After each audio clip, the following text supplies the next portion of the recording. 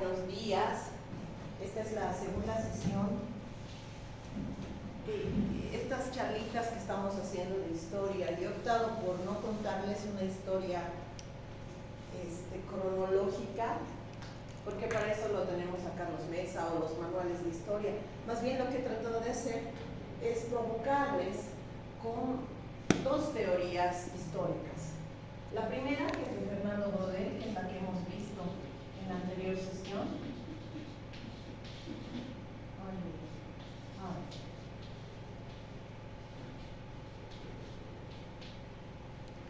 Que trabajaba las temporalidades. Y Brodel nos planteaba tres elementos. Dice que la historia no debería manejarse como la manejan los positivistas, no en base a hechos especialmente políticos, sino que más bien debería trabajarse entendiendo que son una especie de capas, el tiempo son capas, y las divide en tres. La primera, dice Brodel, son los eventos, los hechos. Por ejemplo, la caída de Evo Morales, la caída del muro de Berlín, la caída de los Austrias, el advenimiento de Napoleón como emperador, hechos, y son fugaces, son cosas que pasan. Y el problema es que a menudo la historia se ha entendido como esto. Y por eso en los manuales vemos, en tal fecha fue el día del desembarco en Normandía, que está bueno porque nos permite ubicarnos, es decir, ninguno es mejor en esto de las capas, pero no es lo único, porque estos hechos están desarrollándose en lo que Brodel llamaba, estos son los eventos, y esto es lo que Brodel llama las coyunturas. Este es un breve resumen, por si acaso, ¿no? Las coyunturas en realidad trabajan de manera más larga, tienen más duración. Por ejemplo, ¿cuál podría ser una coyuntura? El gobierno del MAS. Otra coyuntura que nosotros saltamos de coyuntura a coyuntura, por ejemplo, en términos económicos, la explotación de los hidrocarburos. Esa es una coyuntura claramente. Empieza por los años 30 y parece que va a terminar en la segunda década del siglo XXI. Es larga, pero es una coyuntura porque se va a desgastar. Otra coyuntura interesante puede ser quizás el Estado plurinacional, que dura, pero sabemos que en algún momento va a dejar de ser. Es decir, no está calando tanto en las mentalidades, se está quedando como coyuntura. Otra coyuntura que a los marxistas les gusta mencionar a menudo es la República. A pesar de que tenemos las características de una república todavía, coyunturalmente ya hemos dejado de ser, al menos en cuanto a la constitución, a la administración, etcétera, etcétera. Y luego están los puntos más largos, que son precisamente eso, la larga duración. Esta larga duración es la más compleja y es la culpable, primero, de que estas coyunturas se corten, segundo, de que estos eventos tengan o no tengan trascendencia. Y están relacionadas con las mentalidades. Las coyunturas, dice Brodel, están relacionadas con lo económico, con lo político, incluso con lo social. Sin embargo, la larga duración está relacionada con cómo pensamos y también con la naturaleza, que suele ser lo más duradero. Por ejemplo, una larga duración, siempre pensamos, son las montañas. Las montañas están ahí y es muy difícil que cambien. No son una cultura, salvo que alguien las explote, las reviente, como el Cerro Rico de Potosí, o salvo que haya alguien que está queriendo hacer sus inmobiliarias, pero por lo general las montañas, los mares, los ríos, los accidentes geográficos en general son de larga duración. Y otra cosa de larga duración son las mentalidades. Si nosotros pensamos, en Bolivia alguien se le ocurre y dice, a partir de hoy todos vamos a ser ateos. Muy difícilmente vamos a aceptar. mentalidad ser católicos. Eso ya está dentro. Podremos haber dicho, no vamos a ser más Estado colonial, no vamos a ser más Imperio Español, vamos a ser república, vamos a ser Estado plurinacional, pero difícilmente vamos a dejar de ser católicos, porque el catolicismo se ha metido muy dentro de nuestra mentalidad. Suele ocurrir, las religiones son de las cosas que más adentro de nosotros se ven. Así que Broder planteaba eso, ¿no? Tú puedes tener una mentalidad católica y por eso puede no funcionar el intentar implantar el aborto legal e irrestricto. Puedes tener además una mentalidad quizás, lo que siempre decimos, ¿no? En Bolivia tenemos la mentalidad de la ley del mínimo esfuerzo, es decir, tenemos la forma de trabajar que tenemos. Si tratamos de implantar otra forma de trabajar, como el modelo asiático, por ejemplo, que los chinos y los japoneses trabajan sin parar, posiblemente no sea muy fácil o va a ser de corta duración.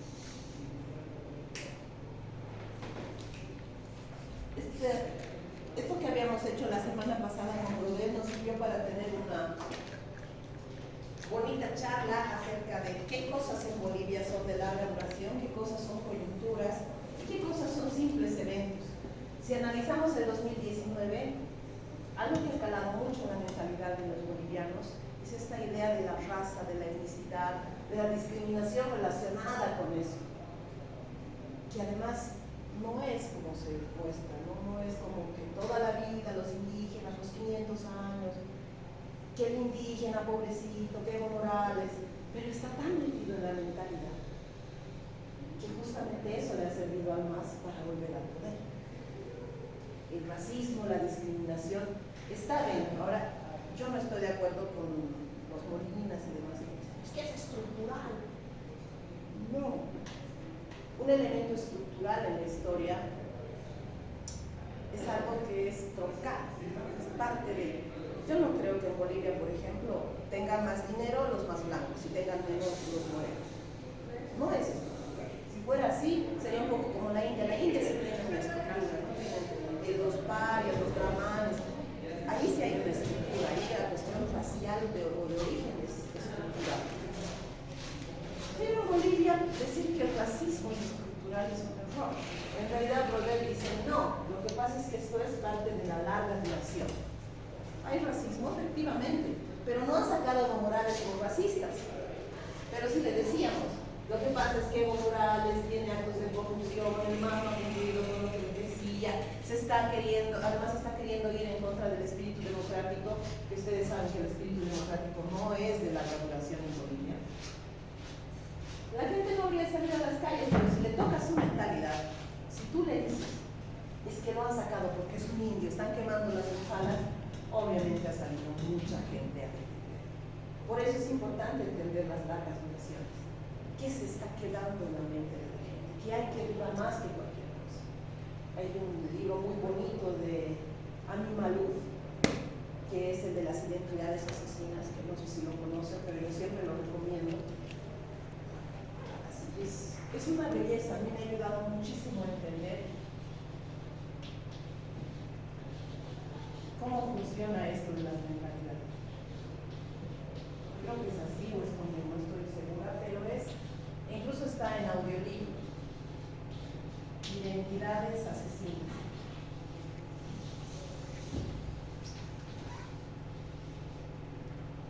Y Malouf dice eso, ¿no? No se trata en el Oriente de que la gente esté saliendo a pelear por el Islam, porque el Islam de alguna manera se respeta y es una religión bastante abierta.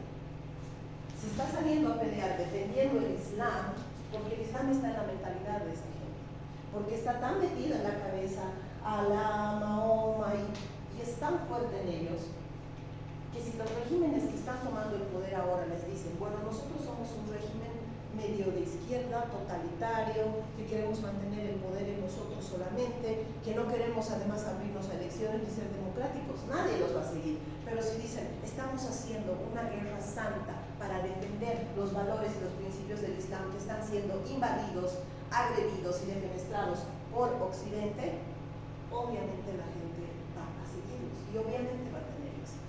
¿Por qué? Porque es parte de las mentalidades. Y a menudo los políticos no entienden eso.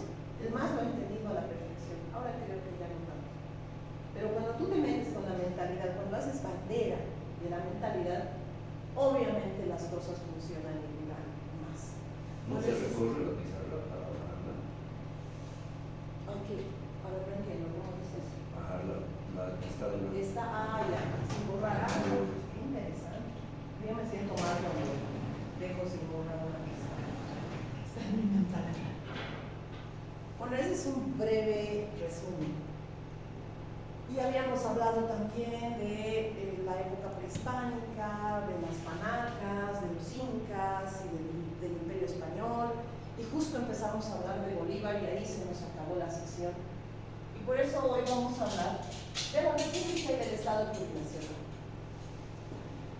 Cuando se cae el Imperio Español, que como hemos acordado antes es una coyuntura larga de más de 300 años, pero coyuntura al fin, llegamos a una organización que a menudo nos han dicho era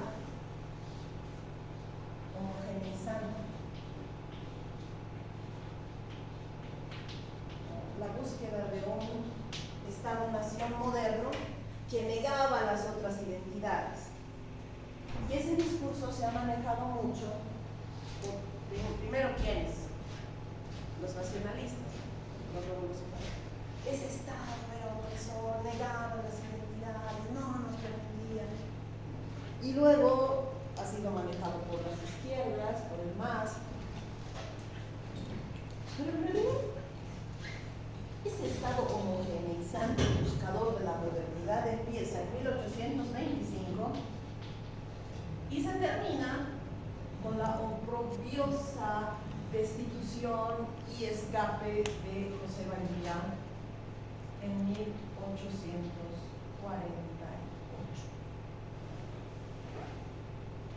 Son menos de 25 años, 23 años. Y no hablamos de esto porque no conviene. ¿Y por qué? ¿Por qué pasa todo esto? Bueno, hemos usado a Baudel para la anterior sesión, hoy vamos a usar a un pensador boliviano, José Pérez Cajías. Y el José plantea y dice: en el Estado boliviano desde 1825 y quizás antes, pero como estamos hablando de esto, hasta el presente, es mentira que hay esa homogeneización, es mentira que hay esa capacidad de dominar, que hay una élite que impone, porque en Bolivia lo que hay es una lucha de derechos. Y vamos a ver entre todos si es cierto. Para José Pérez Cajías, cuando Bolivia se convierte en Estado, no es pues un grupo de gente poderosa y abundante que impone su Estado. Son un grupo de criollos que se han desgastado mucho con la guerra de independencia, que están peleando por espacios, que están tratando de armar un Estado moderno en una población mayoritariamente indígena, efectivamente. Y esa población mayoritariamente indígena tiene sus propias prerrogativas. El mundo indígena, como habíamos dicho en la anterior sesión, había pactado con el Imperio Español para que se le respete, ¿qué cosa? Su territorio, una suerte de autonomía en el sentido de la elección de sus caciques y de sus autoridades originarias, ciertas prerrogativas que afectaban a las élites indígenas, ¿no? Cuando nace la República Boliviana y se plantea Bolívar, vamos a darles, ahora vamos a hacer un país moderno, un Estado moderno, donde todos seamos iguales, donde todos tengamos una parcela, un espacio de tierra para cultivar, que son las tierras comunitarias. Pero, ¿ustedes creen que a los indígenas les ha gustado eso? ¿Querrían los indígenas ser ciudadanos?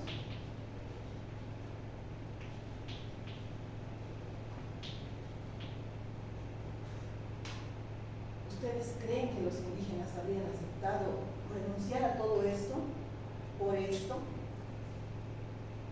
No, pues porque está dentro de otra mentalidad. Exacto. Díganles, incluso ahora, no más tierras comunitarias. No. ¿Qué me da ser ciudadano? Vas a votar, ¿qué más? Vas a pagar impuestos. No, yo máximo te pago mi tributo.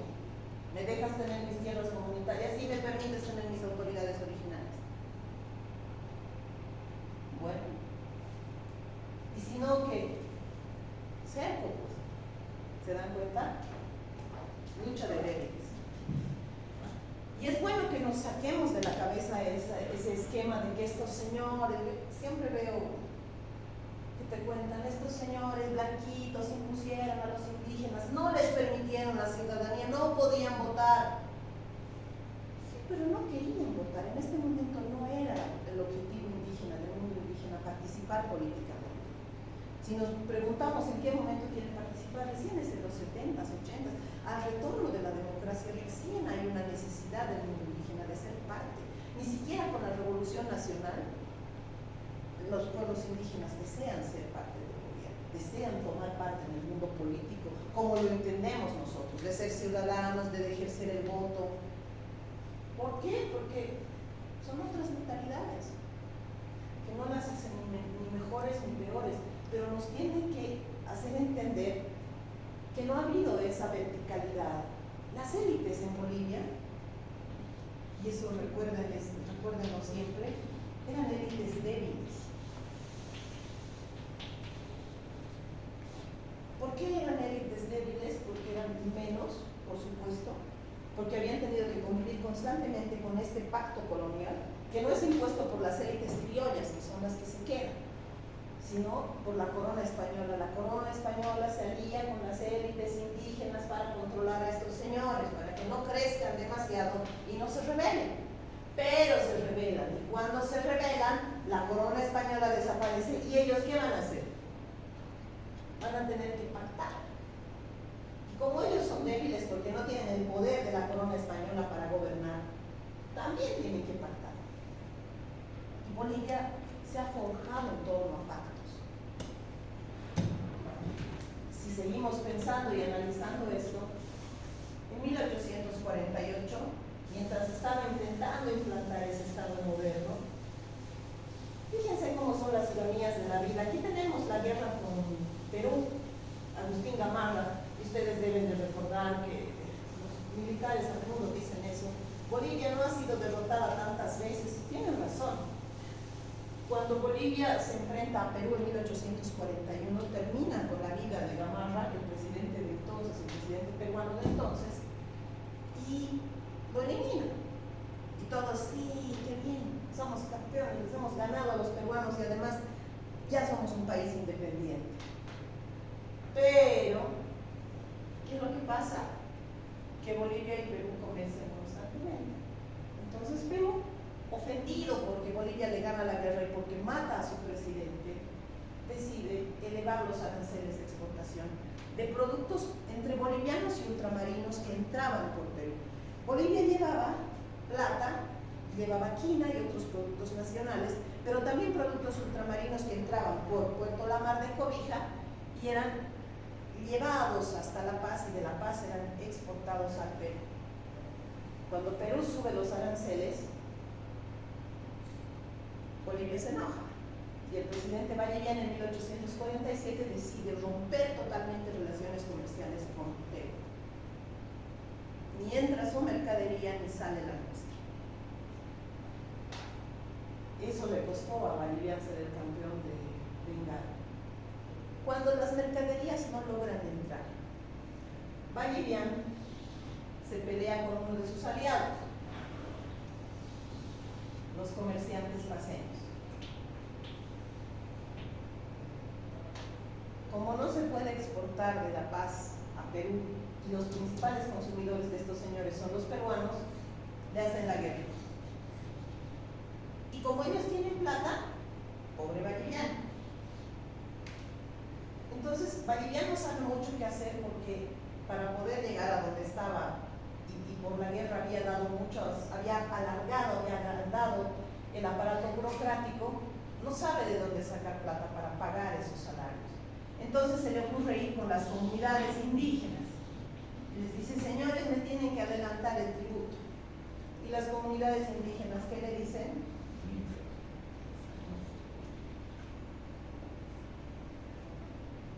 Y las élites del sur, al ver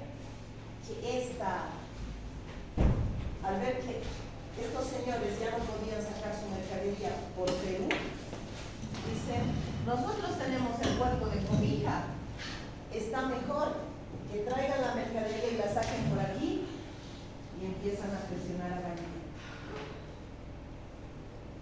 Valdivia no sabe mucho qué hacer, y ya le está surgiendo un militar muy interesante, que es Belsu,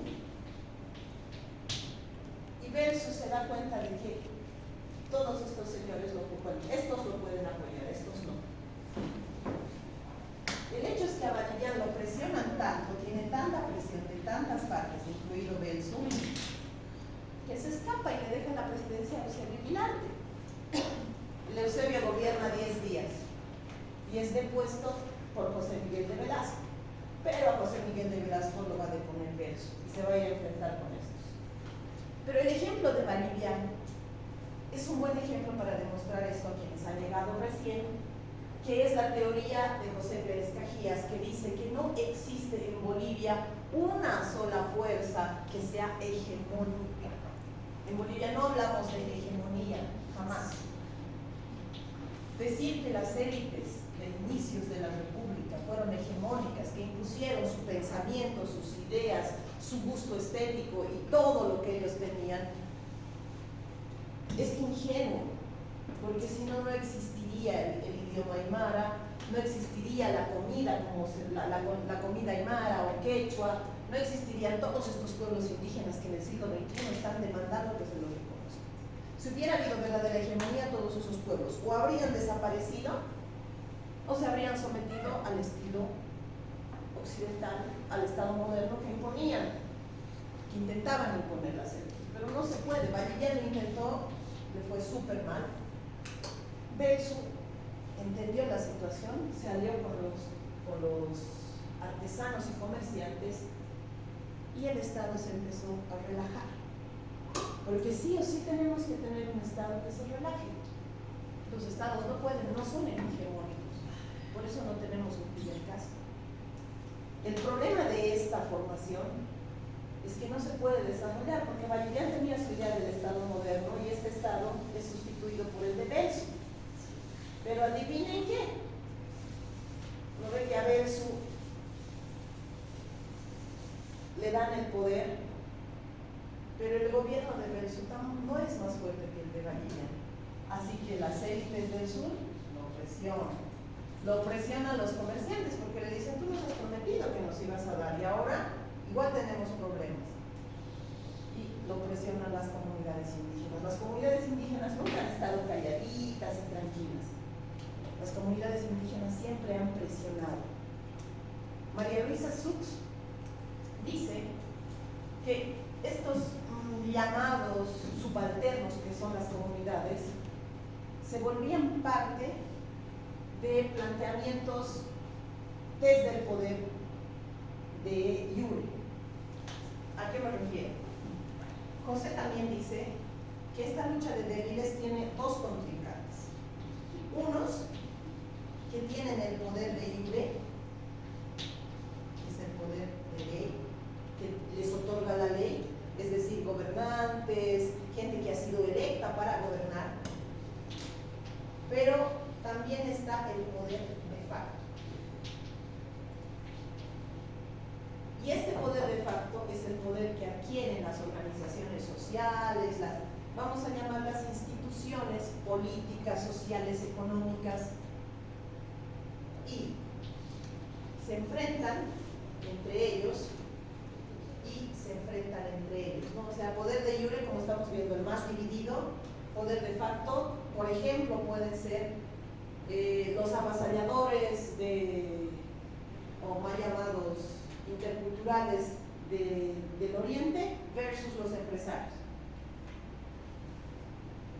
Y estos enfrentamientos son lo que hace que el país tenga las características que tiene ahora.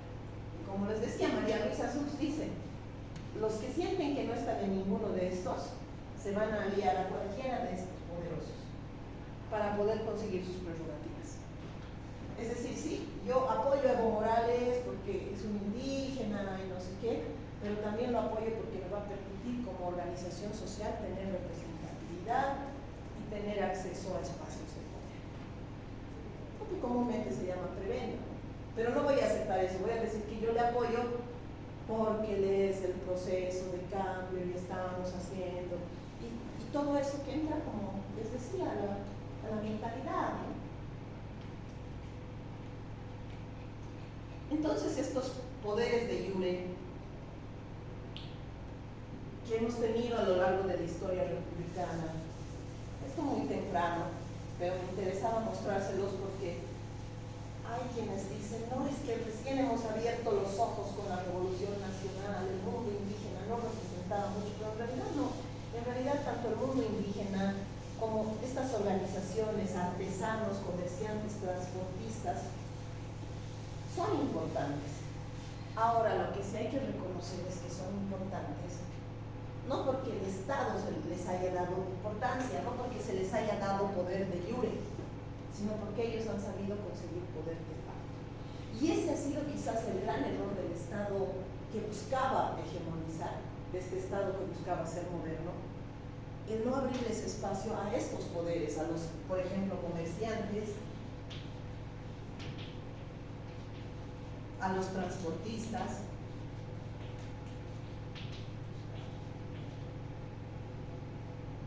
de alguna manera a los indígenas o a las comunidades. Y el MAS ha sabido capitalizar eso. Pero si se hubiera hecho, quizás, bueno, la historia contrafactual nunca es buena, ¿no? Es decir, ¿qué habría pasado si? Pero quizás esa característica de este Estado que buscaba que haya una élite hegemónica y el fracaso de la búsqueda de la hegemonía ha generado el surgimiento de estos poderes de facto, que a menudo, muy a menudo, son más fuertes que el poder de iure. Y son esos poderes de facto los que no permiten que haya un Fidel Castro, que haya, no sé, un gobierno muy largo, lo cual es bueno porque nadie quiere que alguien no gobierne para siempre, ni siquiera el ego se ha quedado. El ego ha podido abrirles espacio a estos, pero siempre aparece algo, ¿no? Al ego no lo han derrumbado los poderes de facto tradicionales, lo han derrumbado los pititas. Y los pititas son esa sociedad que todavía no había aprendido eso de que yo puedo ser poder de facto y lo puedo presionar.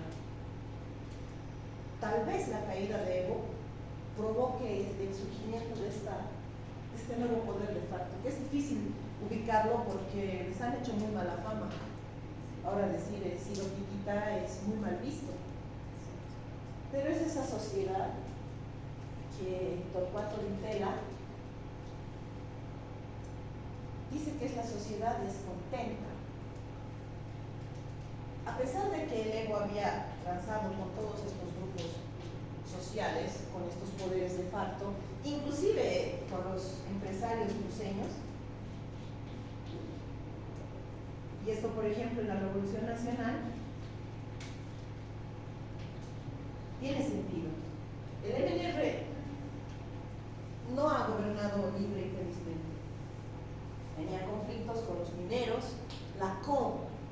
Fíjense ese momento, perdonen que vaya saltando y saltando, pero como les dije, yo no voy a poder, no me va a alcanzar a hacer una sucesión cronológica. Estoy agarrando momentos históricos como para comprobar eso que dice. Si pensamos en la Revolución Nacional, el MNR no pudo hacer hegemonía.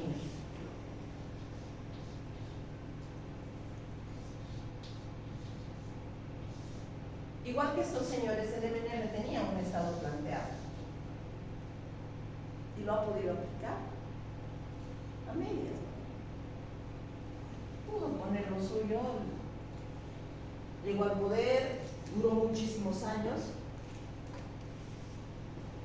pero tan pronto pasa la primera gestión, ¿quién aparece? La COP. Y la COP.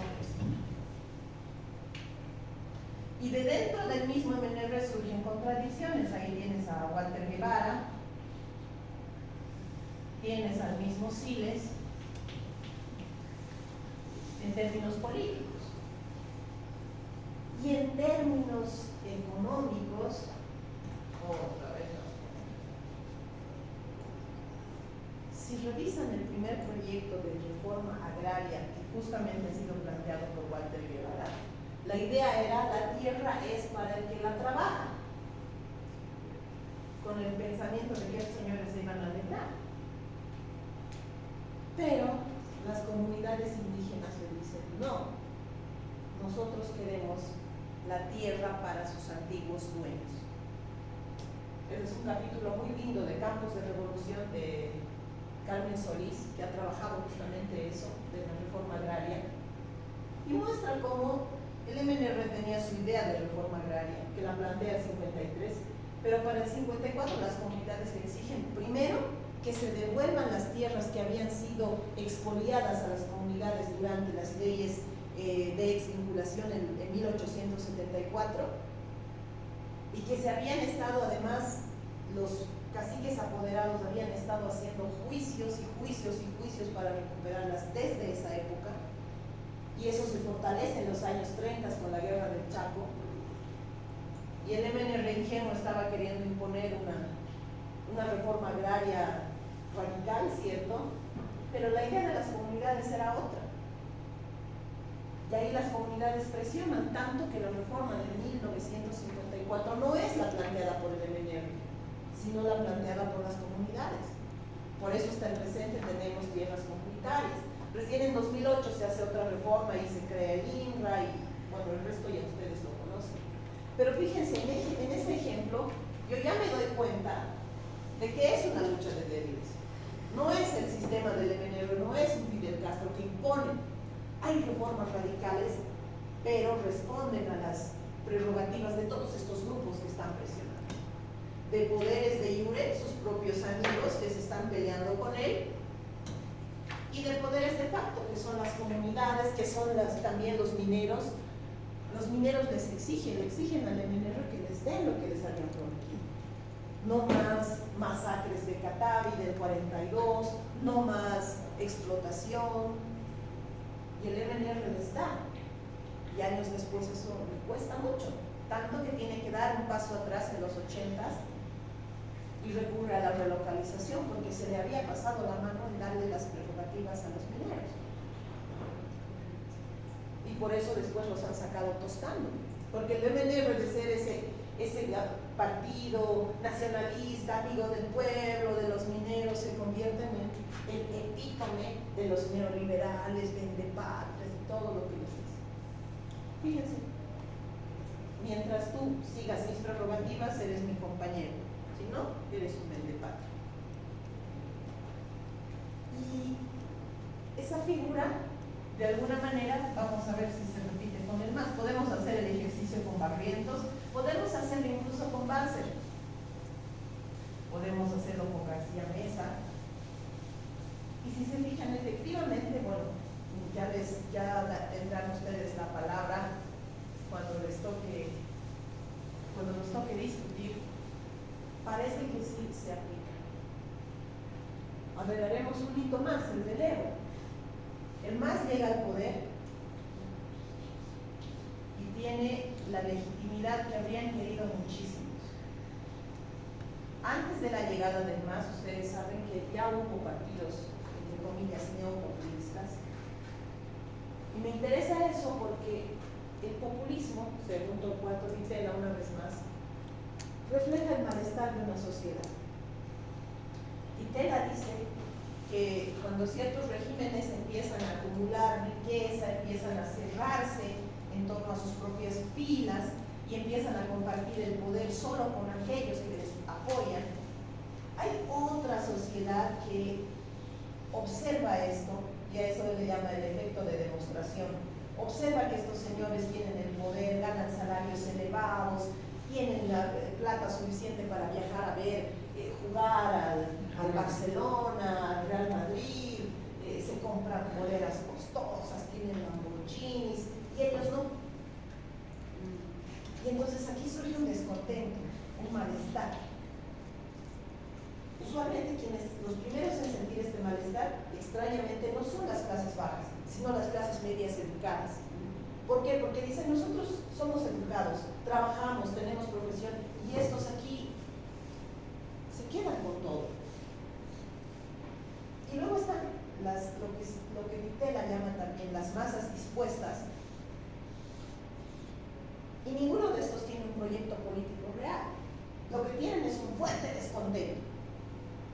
A estas masas dispuestas empieza a molestarles que estos poderosos ya no les están dando la cobertura de necesidad que se les había dado antes o que estaban reclamando.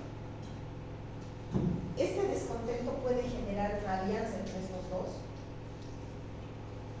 que pueden terminar tumbando a esto. El gran problema es que como ellos no tienen un proyecto político, van a tratar de resolver un poquito estos problemas, ¿no? Ellos van a ser la nueva élite, van a estar en el poder, van a tratar de hacer cambios, van a pactar mejor con estos grupos, van a ser un poco menos corruptos, pero como no hay un proyecto político, no hay un desarrollo real, y ese es el peligro de los populismos. Fíjense, esto de aquí es muy parecido a lo que ha pasado en Argentina. Aquí está Milei, aquí está su equipo de trabajo, están otros profesionales, y aquí está esa masa dispuesta de argentinos que han votado por ellos. Ahora, ¿es posible que funcione como es posible que no? Venezuela también. Cuando Chávez asciende al poder, era porque había una élite que era cerrada, que no se movía, que estaba anquilosada, y a veces funciona bien, pero insisto, como el populismo no tiene un proyecto ni político ni económico, creo que de Milei tiene un poco más de proyecto económico, veremos cómo les va. Pero como no hay un proyecto político, se cae fácilmente. El MAS era algo así, también. En este lado está este grupo de masistas que eran poquitos, que ahora además ninguno ya de los primeros está en la pleno Escobar, los primeros pensadores. Y estábamos nosotros, que éramos una masa descontenta, porque el MNR estaba excediéndose. El querer imponer yo no estuve cuando cayó Godín, pero el impuesto al salario fue el acabose. Y cuando el MAS sube al poder, corría el riesgo de caer en esto, de volver a hacerlo, de no tener el proyecto.